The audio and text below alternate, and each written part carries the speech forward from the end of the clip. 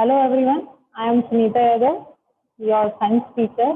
In today's class, we discuss chapter number 9, reproduction in animals.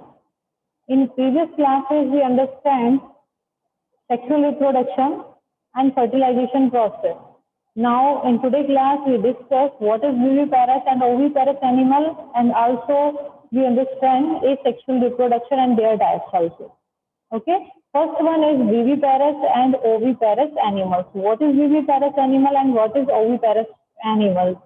As you all know, some animals give their young ones babies की form में. कुछ young ones जो होते हैं वो जो बर्थ करते हैं अपने डायरेक्ट अपने इक्वल दिखने वाले बेबीज को डायरेक्टली बर्थ करते हैं. ठीक है. और कुछ एनिमल्स ऐसे होते हैं जो बेबीज को बर्थ करने की जगह पर एग लेइंग करते हैं. ठीक है. तो उसी बेसिस पे इनको टू पार्ट्स में डिवाइड किया गया है. First one is viviparous and second one is oviparous. Clear? First one is viviparous and second one is oviparous. First definition is animal which give birth to young ones are called viviparous animal. Example cow, dog, cat और human being और भी बहुत सारे animals हैं जिनको भी आप जानते हैं, वो एग्जाम्पल आप इसका लिख सकते हैं. Animal which give birth to young ones are called. ऐसे एनिमल्स जो अपने इक्वल यंग वंस को बर्थ देते हैं, these animals are called viviparous animals. Next one is animals which lay egg are called oviparous animal. ऐसे animals जो direct अपने equal young ones को बर्थ ना करके एग लेइंग करते हैं, उन्हें हम क्या बोलते हैं? ओविपेरस एनिमल बोलते हैं. Example lizard, frog, butterfly, hen also. Those are examples of oviparous animals. Clear? Next one is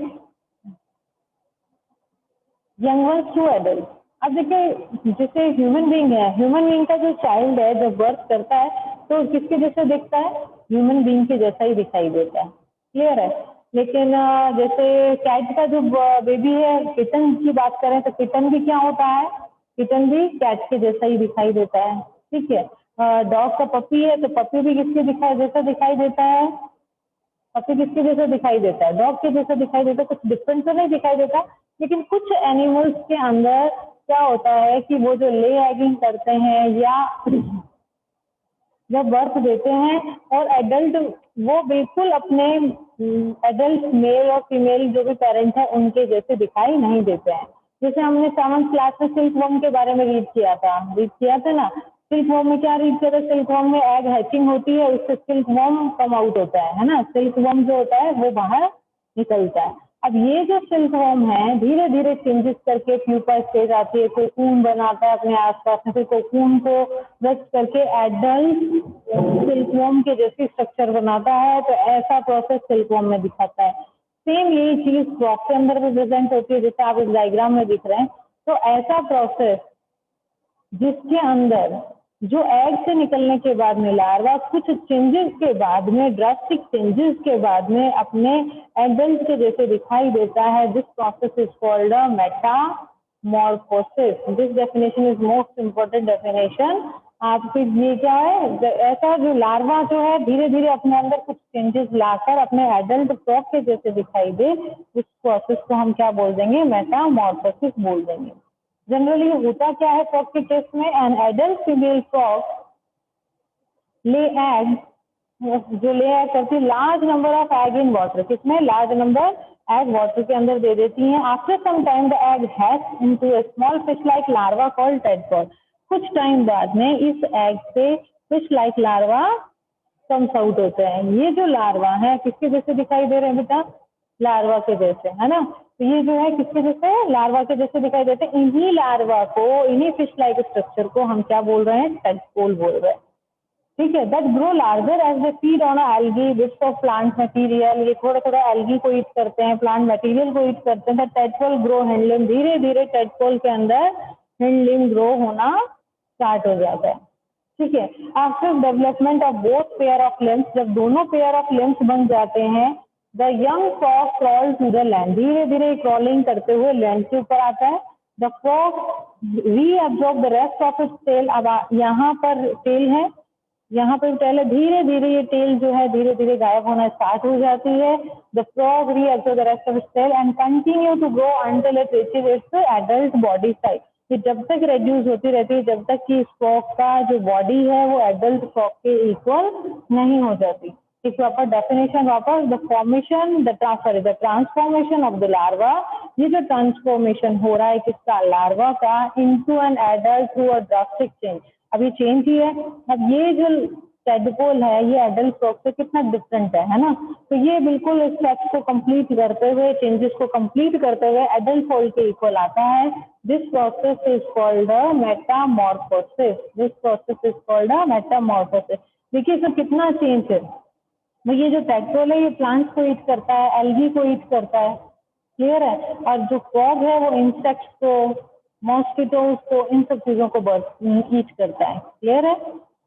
Metamorphosis. Next one is asexual reproduction. Asexual reproduction क्या था, हमने बात करी थी एसेक्सुअल रिप्रोडक्शन की डेफिनेशन की. एसेक्सुअल रिप्रोडक्शन के अंदर कितने पेरेंट इंक्लूड होते हैं, ओनली वन पेरेंट पार्टिसिपेट करता है. वन ही पेरेंट में कुछ चेंजेस होकर न्यू ऑर्गेनिज्म बनेगा, सिर्फ वन पेरेंट, क्लियर है. फ्यूजन ऑफ गैमेट इसके अंदर नहीं होगा. तो एसेक्सुअल रिप्रोडक्शन का फर्स्ट एग्जांपल, एक टाइप है एसेक्सुअल रिप्रोडक्शन का, फर्स्ट वन है बडिंग, क्लियर है. बडिंग जो है हाइड्रा के अंदर प्रेजेंट होता है. हाइड्रा जो है, ये जो पिक्चर है वो किसकी है बेटा, हाइड्रा की है, ठीक है. ये जो पिक्चर है वो किसकी है, हाइड्रा की. अब इस हाइड्रा की बॉडी के अंदर एक छोटी सी बर्ड लाइक स्ट्रक्चर अराइज होती है. ये बर्ड लाइक स्ट्रक्चर धीरे धीरे अपनी इलोंगेट होकर मदर पेरेंट बॉडी से या मदर बॉडी से यहीं पर न्यूट्रिशन लेकर धीरे धीरे अपने साइज को एनलार्ज करती है. एनलार्ज ये अपने मदर या पेरेंट से डी अटैच होकर एक खुद सेल्फ लिविंग ऑर्गेनिज्म बन जाता है.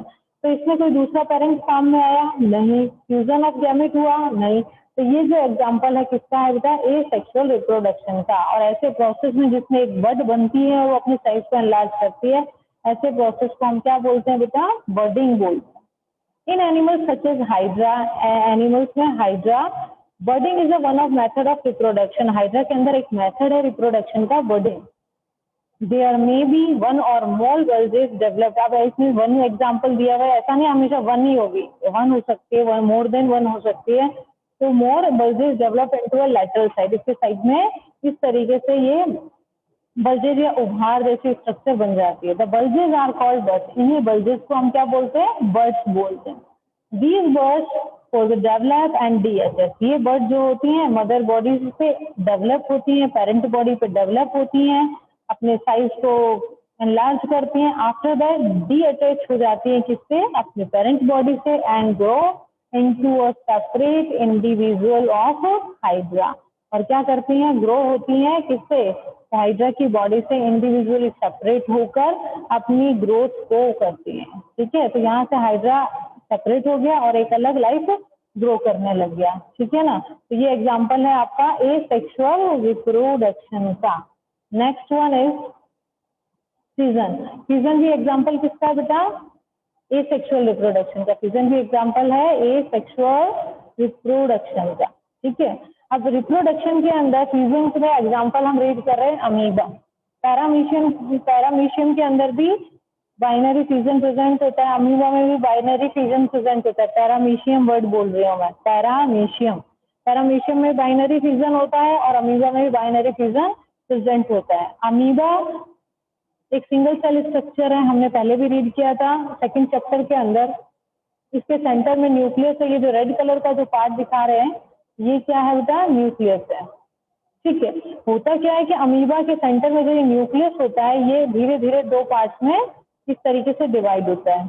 और धीरे धीरे अमीबा की जो ये बॉडी है वो भी दो पार्ट में डिवाइड होने के लिए यहाँ पर कर्व बनना शुरू हो जाता है. और ये कर्व आगे बढ़ते बढ़ते इस तरीके से एक बॉडी बिल्कुल मिड में से डी अटैच होकर दो अमीबा में कन्वर्ट हो जाती है. यानी हमारे पास कितने अमीबा थे, एक सिंगल अमीबा था. सिंगल अमीबा में न्यूक्लियस टू पार्ट्स में डिवाइड होता है. टू पार्ट्स में डिवाइड होने के बाद उनकी बॉडी डिवाइड होती है और टू डॉटर अमीबा हमारे पास में मिल जाते हैं. इस प्रोसेस को बोला जाता है फ्यूजन. फ्यूजन, ठीक है. और दो पार्ट में टूट रहा है इसको, इसीलिए हम इसको बाइनरी फ्यूजन भी बोल देते हैं. Another method of asexual reproduction. ये एक अनदर मेथड है किसका, asexual reproduction का, दैट इज बाइनरी फ्यूजन, जिसको हम बाइनरी फ्यूजन बोलते हैं. Is observed in amoeba. कौन से एनिमल में प्रेजेंट होता है, अमीबा में. अमीबा एक very small and microscopic animal है. नॉर्मली हमें अमीबा ऐसे ही दिखाई नहीं देता, बहुत छोटा होता है, जिसे हमें माइक्रोस्कोप की हेल्प से ही हम इसको देख सकते हैं. Is a single celled organism. ये क्या होता है, सिंगल सेल ऑर्गेनिज्म होता है. In this organism production start with the division of nucleus.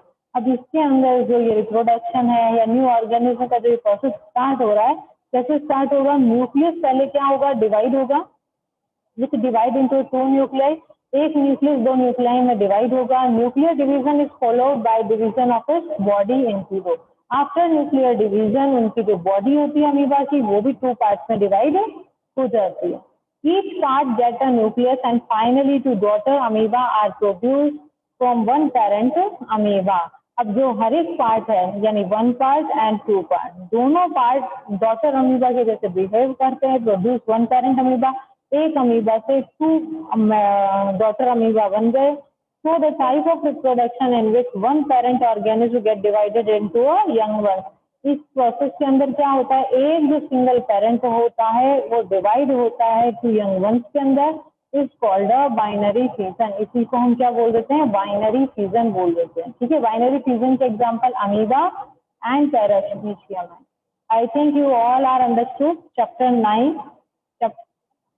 all points fusion. Today we discussed asexual reproduction. I think you all are clear each and every point. Okay, class.